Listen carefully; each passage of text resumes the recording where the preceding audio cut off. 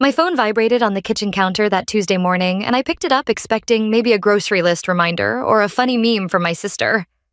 Instead, I saw a message from Brandon, my husband of 10 years. The words on the screen made my blood run cold.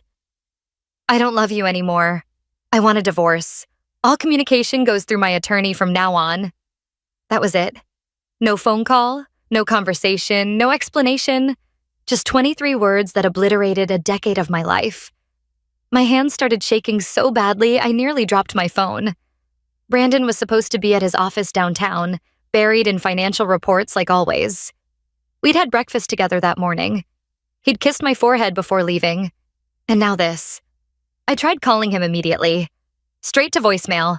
I sent 3 texts asking what the hell was going on. Red receipts showed he'd seen them, but no response came. My confusion spiraled into full panic, then transformed into something sharper.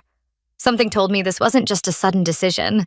The coldness of that text, the immediate lawyer redirect, the complete radio silence. This felt calculated, rehearsed, deliberate. So I did exactly what he told me to do. I called his lawyer. The phone rang twice before a smooth, professional voice answered. "Marcus Bennett speaking. How may I help you?" I forced myself to breathe normally and speak clearly. "Marcus, this is Emma. Brandon just texted me that he wants a divorce and told me everything goes through you. You're his attorney, correct?" The silence that followed lasted way too long. I could hear him breathing on the other end, and then he let out this sharp exhale like someone had just punched him in the stomach. "Mrs. Carter," he said, and his entire tone had changed, suddenly tight with tension that hadn't been there seconds before. "Are you telling me Brandon has already filed for divorce?" A cold sensation crept down my spine. Why would he ask me that? Shouldn't he already know? "I have no idea if he's filed anything," I said slowly. "All I got was a text message saying it's over and that I need to go through you for everything." Another pause, and then suddenly Marcus's voice exploded. "God damn it, Brandon, you absolute idiot!" He shouted, but not at me. I heard papers rustling violently, a chair scraping across the floor, footsteps pacing. "Listen to me very carefully, Emma," Marcus said, his voice now low and urgent. "Have you signed any documents? Anything at all?" I shook my head, even though he couldn't see me. "No, nothing. Just received the text maybe 10 minutes ago." "Good. Don't sign anything. Don't agree to anything. And whatever you do, don't talk to Brandon directly." My heart was pounding so hard I could feel it in my throat. "What's going on? Why are you freaking out?" I heard a door slam on his end, then muffled voices arguing in the background. When Marcus spoke again, his words came out fast and rushed. "Emma, I'm violating about 60 different ethics rules by telling you this, but your husband has been keeping massive secrets from you. If he divorces you before you discover what they are, he walks away with everything." My mouth went dry. "Discover what? What are you talking about?" Marcus let out a heavy, stressed sigh. "Look, I need to go, but I'll tell you this much. Brandon screwed up monumentally. If he sent that text before I could finalize everything on my end, then you still have a real shot at getting what you're legally owed." "What am I owed?" I pressed, but the line went dead. I stared at my phone in complete disbelief. I'd called expecting some cold, detached lawyer to walk me through divorce procedures. Instead, I got panic, fear, and cryptic warnings about secrets. My marriage wasn't just ending. It was a trap, and I'd been living inside it without knowing. I needed information, and I needed it fast. I scrolled through my contacts and called Rachel, Brandon's executive assistant. She'd worked for him for 5 years, practically ran his entire office, and while we weren't close friends, she'd always been kind to me at company events. If anyone knew what Brandon had been up to, it would be her. She answered on the 3rd ring. "Emma, hey, is everything okay?" Her voice sounded surprised and cautious. "Rachel, I need to ask you something important. Have you talked to Brandon today? Has he seemed off to you recently?" I heard her hesitate. "Define off," she said carefully. "He texted me this morning saying he wants a divorce," I said bluntly. "Out of nowhere. Said everything goes through his lawyer now." Rachel sucked in a sharp breath. Oh God.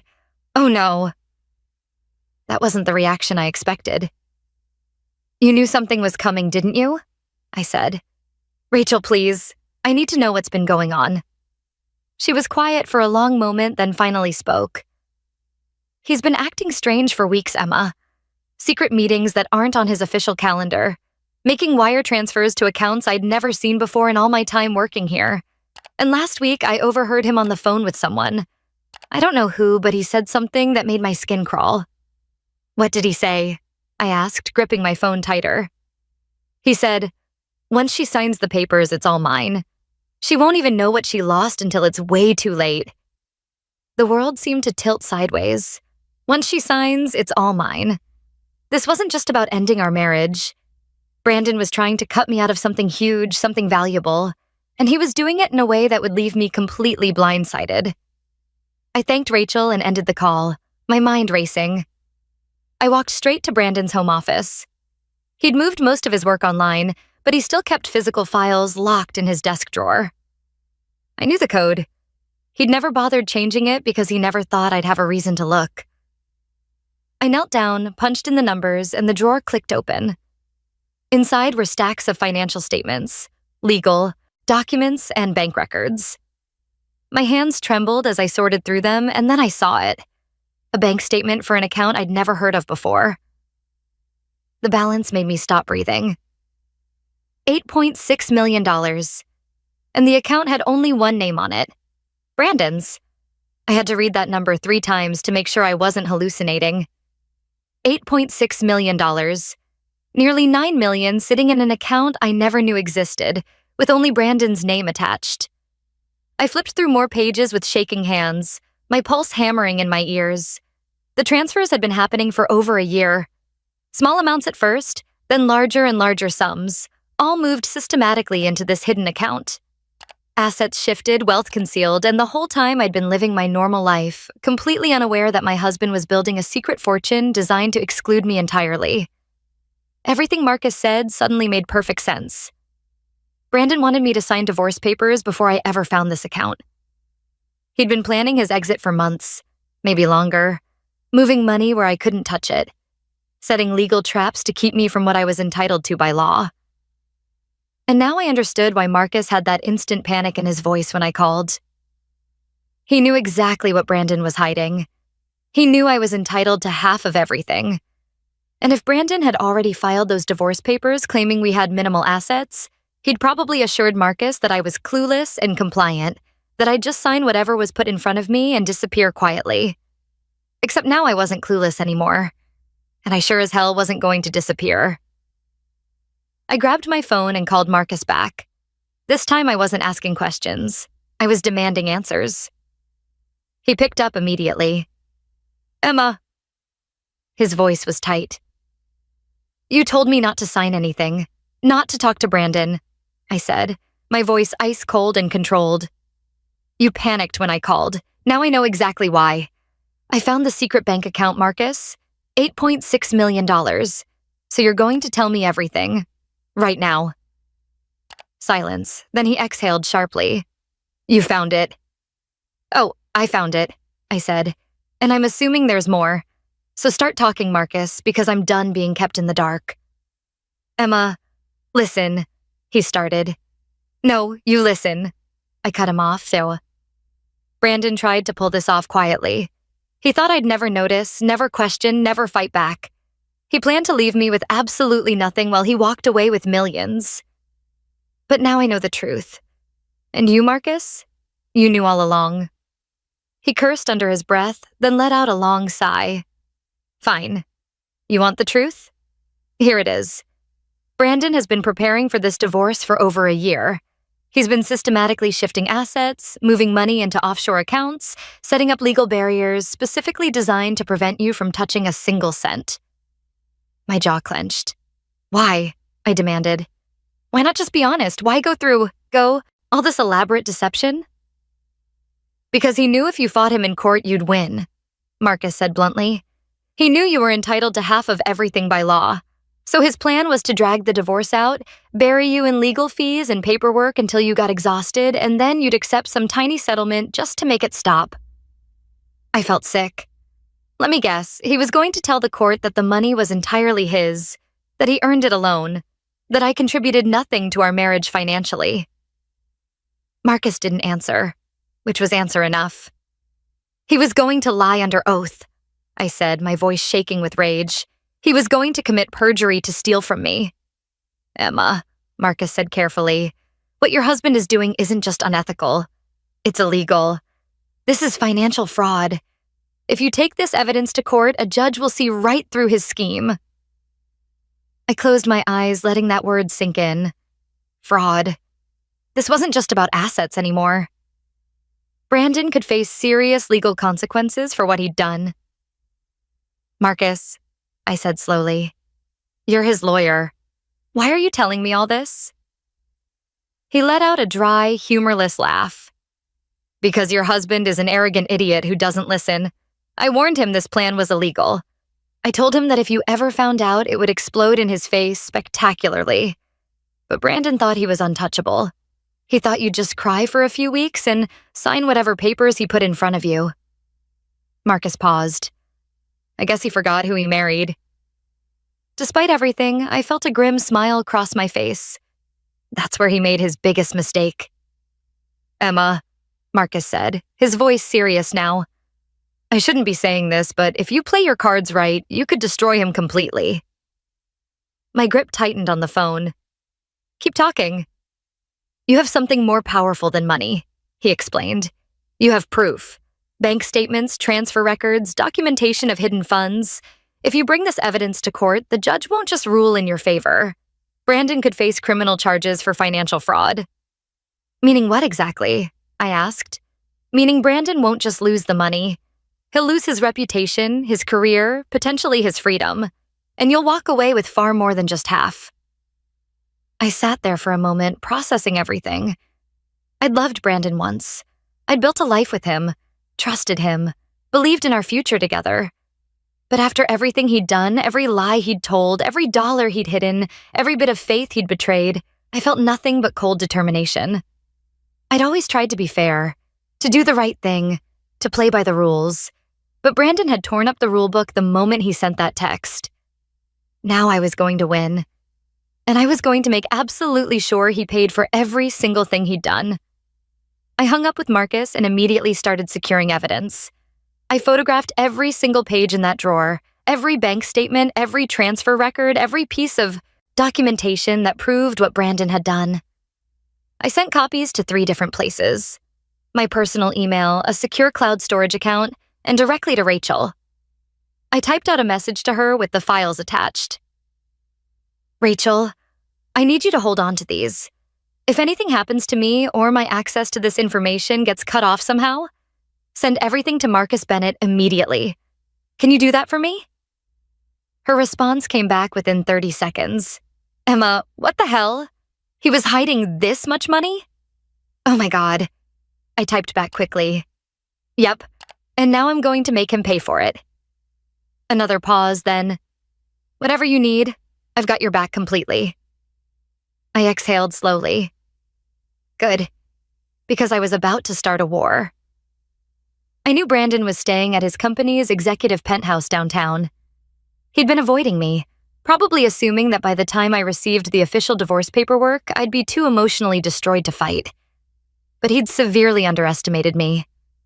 I grabbed the bank statements, shoved them into my bag, and drove straight to the building. The doorman recognized me from company events and waved me through without question. I rode the elevator up to the top floor, my heart pounding but my mind crystal clear. When I reached the door, I didn't knock. I used the keycard Brandon had given me months ago, the one he'd apparently forgotten to deactivate. The door clicked open and I walked straight in. Brandon was sitting on the leather couch, whiskey glass in hand, looking completely relaxed like he hadn't just tried to ruin my entire life. When he saw me, his face twisted into immediate annoyance. Emma, he said, setting his glass down with a deliberate clink. What the hell are you doing here? You're supposed to go through Marcus.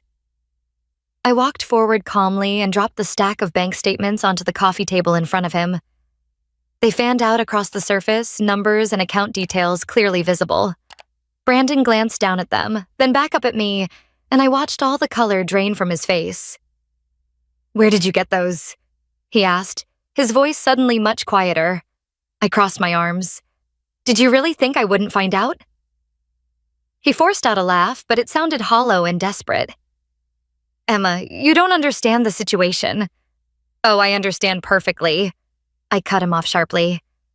"I understand that while I was being a loyal, loving wife, you were secretly funneling millions of dollars into an account with only your name on it. I understand that you thought you could file for divorce, leave me with nothing, and walk away without any consequences."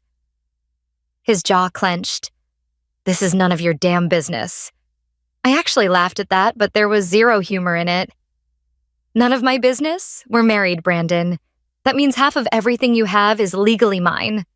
That's not an opinion. That's the law." His eyes went dark. "Not if I can prove the money was mine alone before the marriage." I stepped closer, lowering my voice. "And how exactly do you think a judge is going to react when they see these?" I tapped the papers with one finger. "Transfers made during our marriage. Accounts you never disclosed to me. Money you were legally required to share." His face contorted with rage. "You have no proof that I have plenty of proof," I interrupted again. "Bank records, transfer documentation, dates and amounts, and more importantly?" I smiled coldly. "I have Marcus." He froze completely. For the first time, I saw actual fear flash across his face. "Marcus wouldn't." He stammered. "Oh, but he did," I said, my smile widening. "Your own lawyer told me everything. How you planned this for over a year. How you were going to lie in court. How you thought you could drag things out until I gave up and accepted some pathetic settlement." Brandon's hand curled into a fist. "That goddamn idiot," he hissed. "That idiot knows you screwed up," I shot back. "He knows I have a legal right to half of everything you tried to hide. And he knows that what you did isn't just unethical. It's fraud." For a long moment, Brandon said nothing. He just stared at me with this mixture of rage and disbelief, like he couldn't quite process that I'd figured everything out. Then his lips curled into an ugly sneer. "You think you've won?" His voice was low and dangerous. "This isn't over, Emma. Not even close." I picked up the papers from the table and walked toward the door. When I reached it, I turned back one last time. "You're right, Brandon," I said calmly. "It's not over. It's just getting started." Then I walked out, leaving him alone in his expensive penthouse to drown in the mess he'd created for himself. And for the first time since that horrible text message, I felt something like hope. The morning after our confrontation, I walked straight into Marcus Bennett's office. He looked up from his desk, rubbing his temples like he already knew this was going to be a long day. "Emma," he sighed, "I figured you'd be back." I dropped a thick folder onto his desk, the one I'd spent all night organizing with every piece of evidence I'd collected. "You told me I could ruin him," I said coolly. "Let's make absolutely sure that happens." Marcus's eyes flicked down to the documents. He slowly opened the folder and started scanning the pages. I watched his expression harden as he took in the full scope of what Brandon had done. "You've been busy," he muttered. "I don't waste time," I replied. He closed the folder and sat back in his chair. "All right, let me be completely clear about what this means. Brandon isn't just looking at losing money. He's looking at possible fraud charges." I nodded. "Good," Marcus continued. "If we take this to court, he's finished. Not only will you get your half, but the judge will take into account his deliberate attempts to hide assets. That means he could end up paying you substantially more than just the standard 50%. I smiled. "Even better. Emma," Marcus said carefully. "Brandon is going to fight this with everything he has. Desperate men do stupid things." I leaned forward. "So will desperate women. And I'm done playing nice." That afternoon, we filed a comprehensive legal motion against Brandon, not just for divorce, but for fraud, financial misconduct, and intentional deception with malicious intent. The paperwork hit the court system like a bomb. It didn't take long for the news to reach Brandon. My phone rang within an hour, an unknown number. I picked up. Are you out of your mind? Brandon's voice exploded through the speaker, absolutely furious. I smirked. Hi, honey. Miss me already? You filed fraud charges? Are you insane? Do you have any idea what you're doing? I know exactly what I'm doing, Brandon, I said, my voice like ice. I'm taking what's legally mine. You wanted everything to go through lawyers, so I made it official. I could hear him breathing hard, barely keeping his rage under control. You have no idea what you've started. Oh, I think I do, I replied calmly. This is justice, and you played yourself. The line went dead. 2 weeks later, we were in court.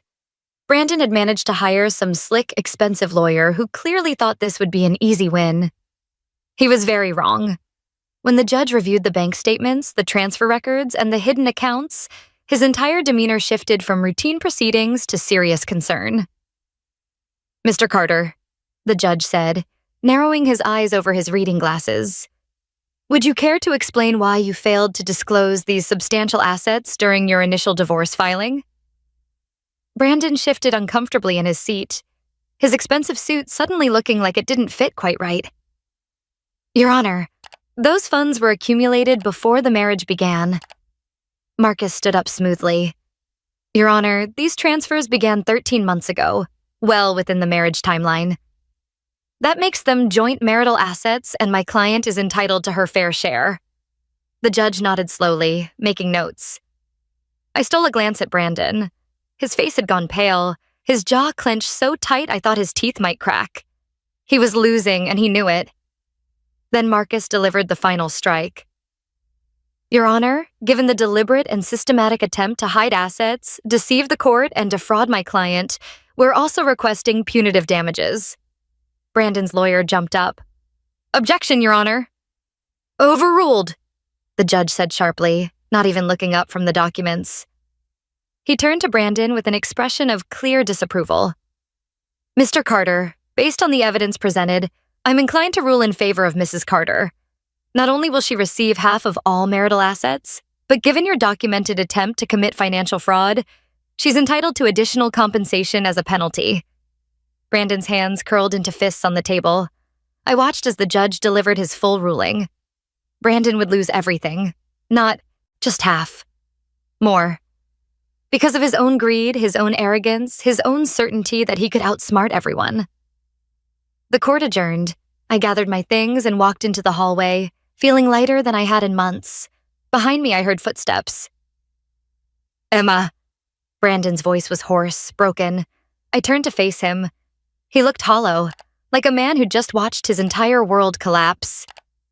Don't do this, he muttered. You already got what you wanted. I studied him for a long moment, this man I'd once loved, who'd betrayed me so thoroughly. Then I leaned in close and whispered, No, Brandon. You got exactly what you deserved. His face twisted with anguish. I walked away and didn't look back. Over the following weeks, I watched Brandon's empire crumble spectacularly. Word spread fast in his industry. Investors pulled out, clients stopped trusting him. His reputation was destroyed. He had to sell the penthouse. And through Rachel, I learned he'd had a mistress the entire time. She left him the second his money disappeared, blocking his number and moving on to wealthier targets. Brandon had sacrificed everything for her, and she'd given him nothing. As for me, I bought my dream home. Not some flashy penthouse, but a beautiful, peaceful place that actually felt like home. I was free.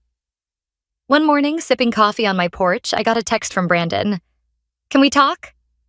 I stared at it for a moment, then typed back. No need. I've already said everything worth saying. Have a good life, Brandon. Then I blocked his number forever.